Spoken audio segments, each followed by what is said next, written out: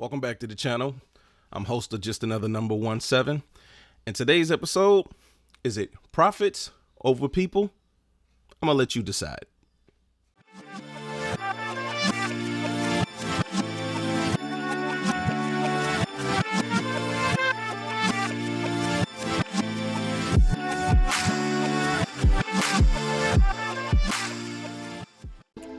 All right, look. So here we go. Profits over people. That's what I titled this. So what's the first thing that comes to mind, at least for me, when I'm thinking about the people, right? So let's take the people for instance. We live in a civilized society. So besides civil rights, besides constitutional rights, thinking about the people, basic needs, right?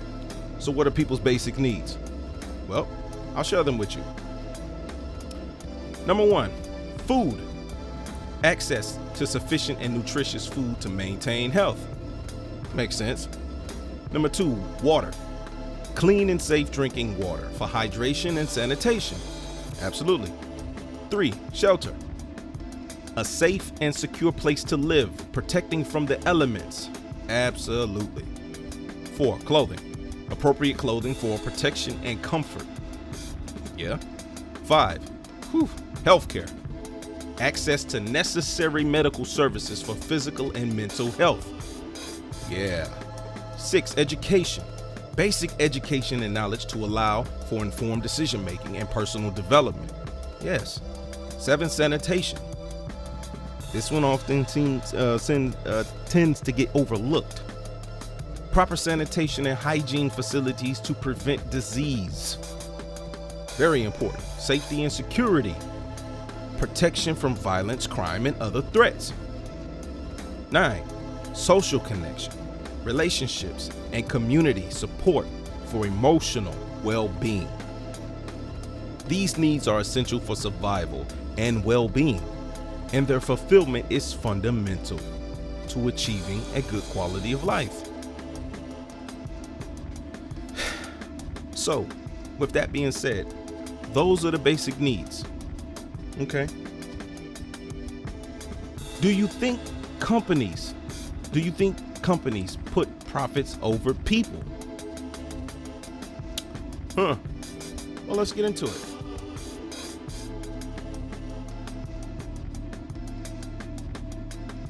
Okay.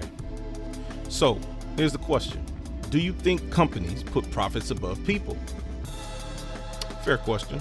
Okay, how about we phrase it a little differently? Like, what's the goal of a business? Okay, well, here it is.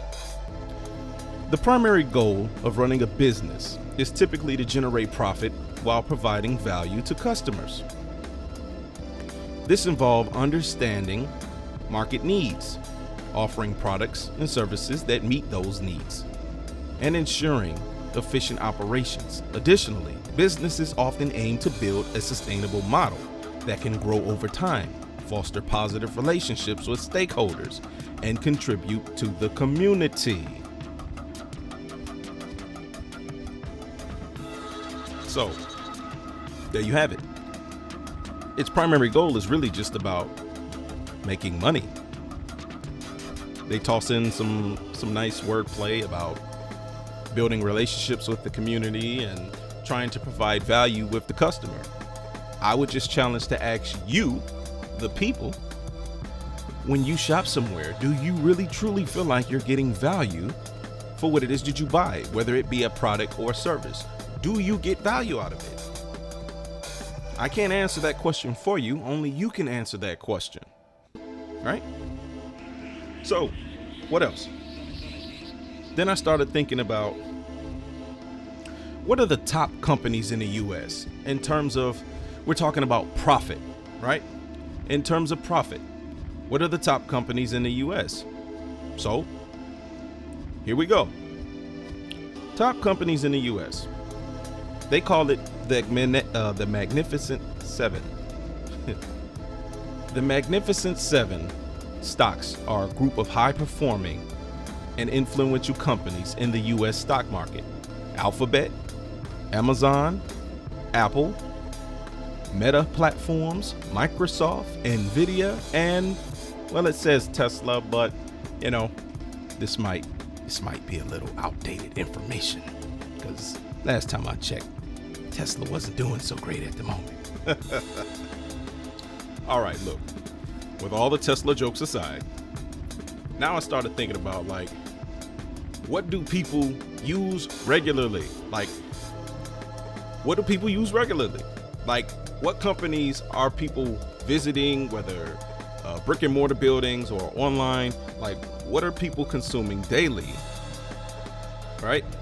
So what comes to mind? Amazon, like Walmart, you know, stuff within the fast food industry, you know, McDonald's, you know, stuff like that. Those things, those companies started coming to mind. So, okay, as I'm thinking about it, I said, okay, let me check out Amazon, right? So let's see. All right. So I started thinking about their profits. Like, if these companies are the most profitable in the country, because, you know, people use them daily. So I started thinking, all right,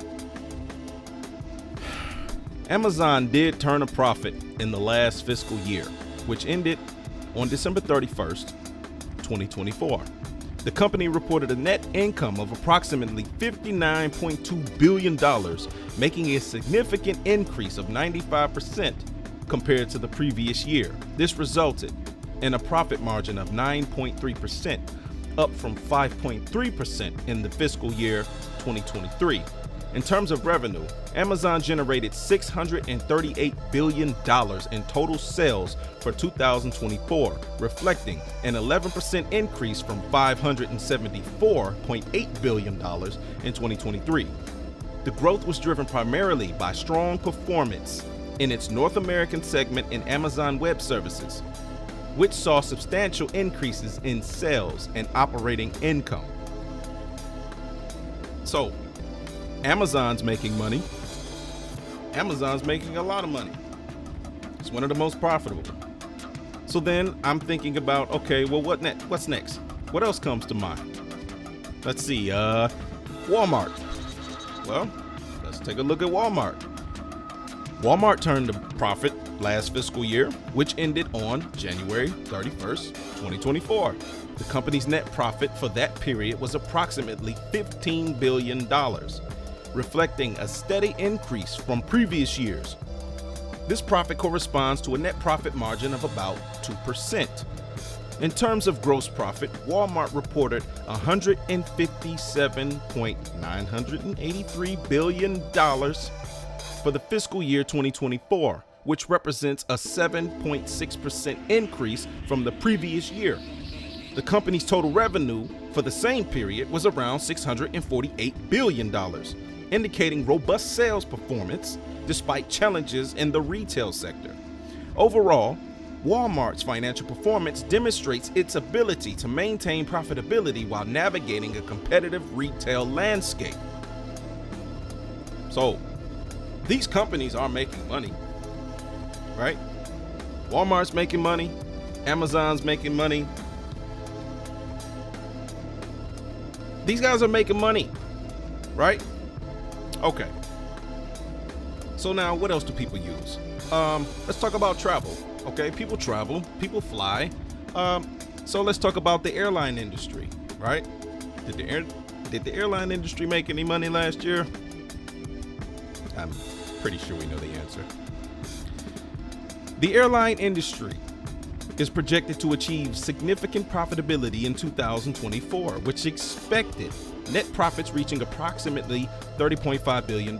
This marks an increase from the estimated $27.4 billion in 2023, reflecting a net profit margin of about 3.1% for the industry. Total revenues for the airline sector are anticipated to hit a record high of $996 billion. Representing a 9.7% increase compared to the previous year. However, total expenses are also expected to rise to $936 billion, which poses a challenge for profit margins. Despite the positive outlook for revenue and profits, the industry is facing ongoing challenges, including high operational costs and supply chain issues. The return on invested capital is projected to be around 5.7%, which remains below the average cost of capital, indicating that while profitability is improving, it is still under pressure from rising expenses. Overall, the airline industry is on a path towards sustainable profits, but significant gaps remain in achieving robust financial health amid increasing costs. So, the airline industry has always had its ups and downs. People are still going to travel as long as the prices are not completely outrageous. So the airline industry is profitable. Maybe not as much as they would like to be, but they're profitable, right? Okay, what else do we have? All right, so let's talk about the fast food industry. You know, Americans love their fast food, no matter how unhealthy it is.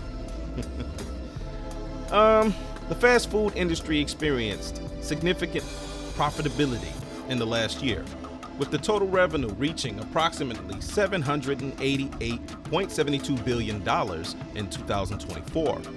This figure reflects a steady growth trend driven by increasing consumer demand for convenience and ready-to-eat meals. This is so true. The industry is projected to continue expanding, with expectations to reach market value of $1.25 trillion by 2033, indicating a compound annual growth rate of 5.28% from 2025 to 2023. In terms of profit margins, the average profit margin for fast food restaurants in the United States typically ranges from 6 to 9%. However, this can vary significantly based on factors such as location, brand recognition, and operation efficiency. Major chains, like McDonald's and Chick-fil-A, often report higher margins due to their established market presence and effective cost management strategies. Overall, the fast food sector remains a lucrative industry, benefiting from changing consumer lifestyles and preferences, particularly among younger demographics seeking quick and affordable meal options. We live in a society where we love convenience, even if it's costing us in more ways than we understand. Okay, let's keep moving along. All right, let's move on to the tech industry. We love our technology. The tech industry experienced substantial profitability in 2024, with total profits estimated to reach approximately $200 billion. This figure reflects a significant recovery and growth compared to previous years, driven by advancements in artificial intelligence, cloud computing, and digital transformation initiatives across various sectors. Key factors contributing to this profitability, you know what I'm trying to say, include AI integration.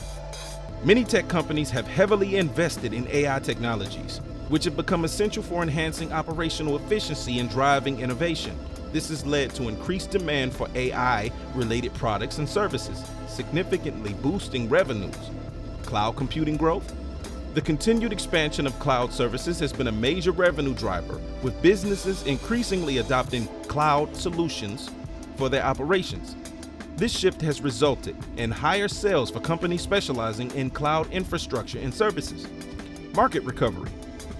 After facing challenges in previous years, including high inflation and reduced consumer spending, the tech sector has rebounded, benefiting from easing economic pressures as a resilient consumer base. Overall, the tech industry's profitability in 2024 underscores its critical role in the global economy and its capacity for growth amid evolving market conditions. So, what do we have? We have Amazon, we have Walmart, airline industry, tech, fast food. These are some of the main industries in the United States.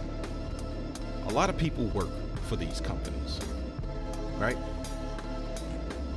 These companies produce massive profits, right? Massive profits. Okay. Now, do you think that one of these companies would let people get in the way of their profits? It's a good question to ask.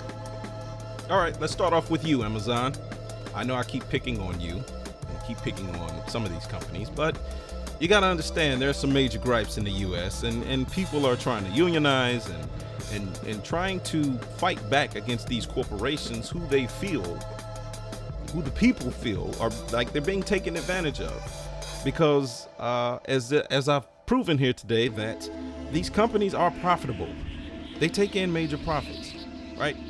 And the people just want to be compensated, you know? So here we go.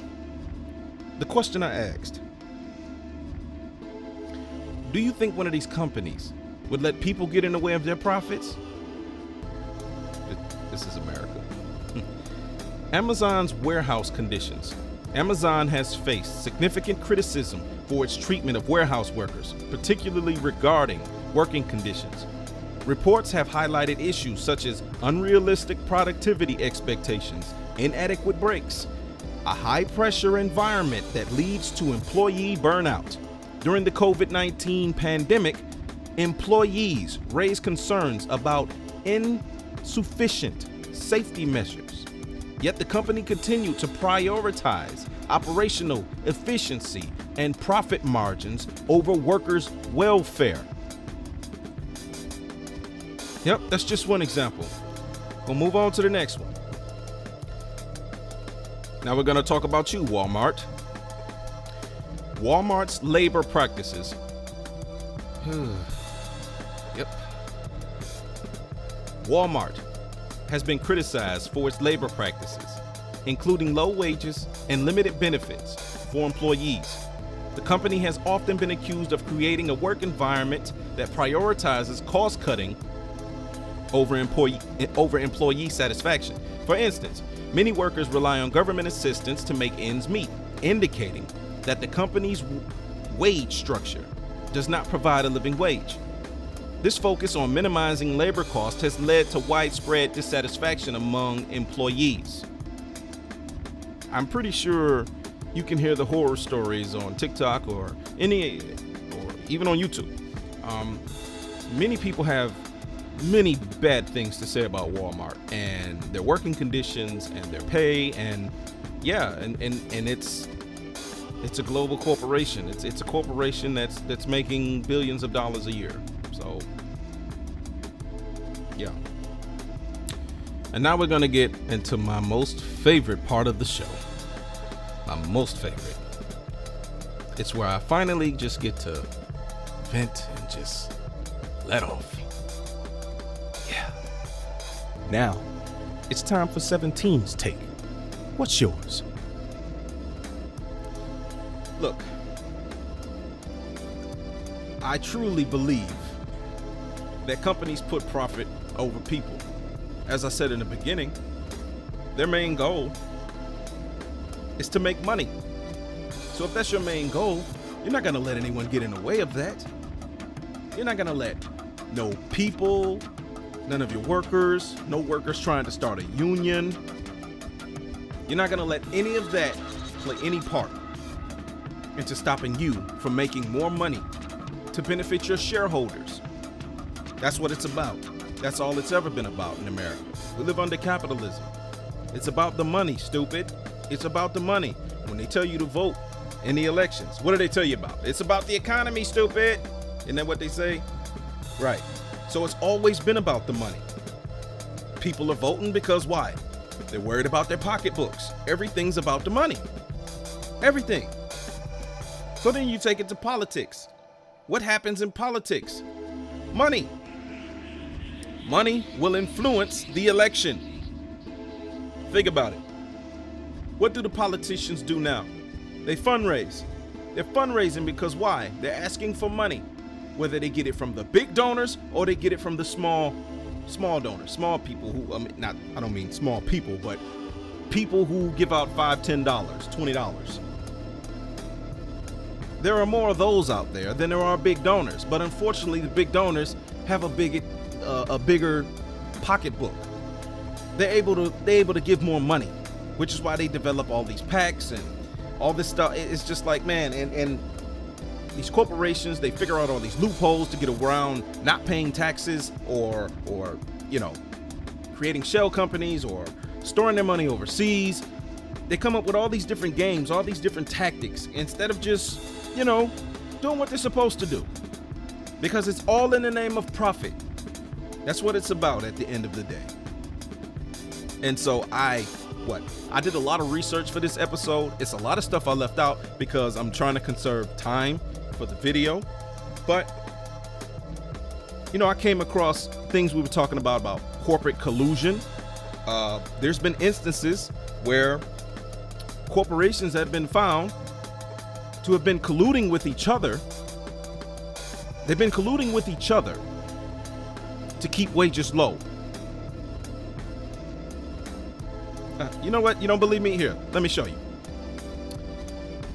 There is documented evidence of businesses and corporations colluding to suppress workers' wages, particularly through practices such as no poaching agreements and the exercise of monopsony power in labor markets. Evidence of collusion, no poaching agreements. Research indicates that some employers, particularly in franchise systems, have engaged in no poaching agreements, which restrict their ability to hire each other's employees. This practice effectively reduces competition for workers that can lead to lower wages. A study highlighted that instead of numerous employers competing for workers, the effective number may be significantly reduced, leading to less competitive wage offers. Monopsony power. Hope I'm saying that word right. The concept of monopsony refers to a market situation where a single buyer or limited number of buyers exerts significant control over the price of labor. This power allows employers to set wages lower than they would in a competitive market. Evidence suggests that reduced competition among employers has led to a shift in bargaining power towards employers, enabling them to dictate wages and suppress wage growth. Legal cases and antitrust violations. There have been specific legal cases where companies were accused of colluding to keep wages low. For instance, a case involving staffing companies that allegedly coordinated wage offers for therapists was noted, where the Federal Trade Commission, FTC, was urged to impose stricter penalties on such collusion. This case exemplifies how collusion can manifest in explicit agreements among employers to suppress wages, which is a violation of antitrust laws. Now, listen. My goodness. It's almost like it's just never ending. But I got some specific cases for you, just in case you were thinking, well, that didn't tell me much. Let me see specifics. Okay, I got specific cases for you right here. Several court cases have addressed businesses and corporations colluding to suppress workers' wages, with examples including antitrust lawsuits against Silicon Valley tech companies and poultry processors, leading to settlements and legal challenges. Here's a breakdown. Silicon Valley, no poaching agreements. The issue: in 2011, a class action lawsuit was filed against Apple, Google, Intel, and other Silicon Valley companies, alleging they had conspired to prevent their workers from getting better job offers by agreeing to not hire each other's employees, a no poaching pact. The claim: employees argue that this secret agreement illegally suppressed wages. The outcome: the company settled the case for $415 million, according to the Los Angeles Times. Related cases: a similar case in high-tech employee antitrust litigation was filed in 2011 against Adobe, Apple, Google, Intel, Intuit, Pixar, and Lucasfilm, alleging wage repression due to no poaching agreements. Poultry industry wage fixing. The issue: the Department of Justice sued Cargill Inc. and other poultry producers along with their consultants, for violating the Sherman Antitrust Act, alleging they conspired to fix and depress wages for workers. Oh boy. The claim. Well, let's see. What did it say about the claim? Here it is. The DOJ alleged that the companies colluded to restrict recruitment in hiring engineers and other skilled workers. The outcome, the case is still ongoing. But the DOJ's actions highlight the government's efforts to address wage fixing through antitrust laws. Let's see, another notable case. Burger King. The 11th Circuit Court of Appeals validated a class action suit against Burger King and multiple franchise owners for alleged antitrust violations.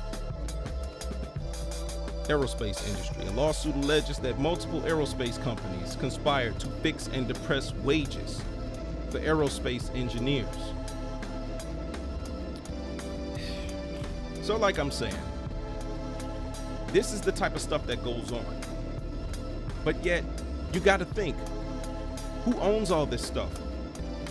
The billionaires, the people, the wealthy. And see, this is where you have to be careful.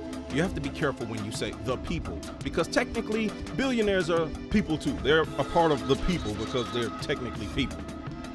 But when you understand the true definition of the people, we mean the people that we don't have the most. You know, the billionaires are not who make up society, okay? Unfortunately, we've created a system, not me personally, but the system that was created was for the billionaires to actually just run the system. They're the ones designed to be in control, unfortunately. You know, but the people are the ones that are supposed to have the power. But yet we've handed all of our power, because of money, because of the system, we've handed over all of our power to the billionaires, to the ones with the most money. We give all the tax breaks and stuff to the people who don't need it. You know, when I was growing up, I used to hear the terminology all the time from the old heads, the older people, the ones with wisdom. The rich get richer, the poor get poorer. And as I got older, I started to really understand and see what they meant by that. I could see the wisdom in it because now, as an adult and with children of my own, I can see where that phrase comes from. I can see how it all plays out now. The rich are getting richer. The poor are getting poorer. But yet they give us this magical illusion, this fiction, this story that you can pull yourself up by your bootstraps and make it out. When that's not true for the majority of people. Majority of people live in check to check in this country. Majority of people are just barely getting by. Majority of the people cannot afford a $400 to $500 accidental expense. They can't afford a surprise expense. And you got all these rich people who run the media, run the government. They control every aspect around us. They control the food supply, for Christ's sakes. Most people don't know how to grow their own food outside of farmers. Majority of the people do not know how to grow their own food. So it's like we have become dependent on the billionaire class. I don't know. It's sad and it's depressing at the same time. Because here you have proof. All you have to do is look it up. You have proof that a lot of them are in collusion together. They're in collusion together to keep wages low. I'm not understanding the rationale behind it, where it's like you want to make life so unlivable and so unbearable that people are barely getting by while you take everything. People can barely pay their rent. Rents are through the roof. Mortgages are higher than rents in a lot of cases. It's like, what's going on, man? Why are we living in this backwards reality? Why are we allowing them to have this much control? It's not making sense to me. Why do we allow them to have so much control? This is why they don't want unions. This is why they fight so hard against unions. This is why they brainwash people into believing that unions are bad. When all you have to do is look at the history and why unions came into existence. That's the same thing for all of these regulatory agencies. You get brainwashed by this corporate media that they tell you, oh man, unions are bad. Don't listen. All these news sources controlled by all these billionaires of people, everything's been consolidated to only a handful of people own everything. And yet you're getting your news, you're getting your information, you're getting everything from them. They're the ones telling you this stuff and you're believing it because of course they're gonna feed you propaganda that's designed to keep you below them. They look at us all as peasants. So if you keep believing the propaganda, you're never gonna get anywhere. Keep believing you can pull yourself up by your bootstraps. Trump was right about one thing and one thing only. The game is rigged. It's all rigged, and it's rigged against you and me. If you don't have money and you don't have power, the game is rigged against you. This is just a fact. You can keep believing the fairy tales. You can keep believing the lies. You can keep believing the garbage that they feed you so you can think that you are going to someday make it to where they are. They do not want you to make it to where they are. In their minds, there has to always be a permanent underclass. And they intend to keep you there. They intend to eliminate the middle class, to get rid of it. So it's only literally the rich and the poor. This is what they want. I have no idea why they want it that way, but that's what they want. Maybe it's so they can maintain all power. Maybe that's what it's about. It's sad at the end of the day. You're letting corporations and rich billionaires dictate your life, when in all reality, we the people have the power.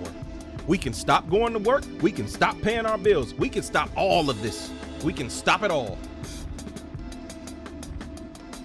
But does anyone have the willpower? Does anybody have the willpower to be able to do it? Because what I learned from, rest in peace, Joe Madison, he used to always talk about it. A movement requires sacrifice. What are you willing to sacrifice to get this movement started, to be able to change things? Research your history about the Roaring 20s, everything that led up to the Great Depression. People were trying to unionize then because they seen what was coming. They see it.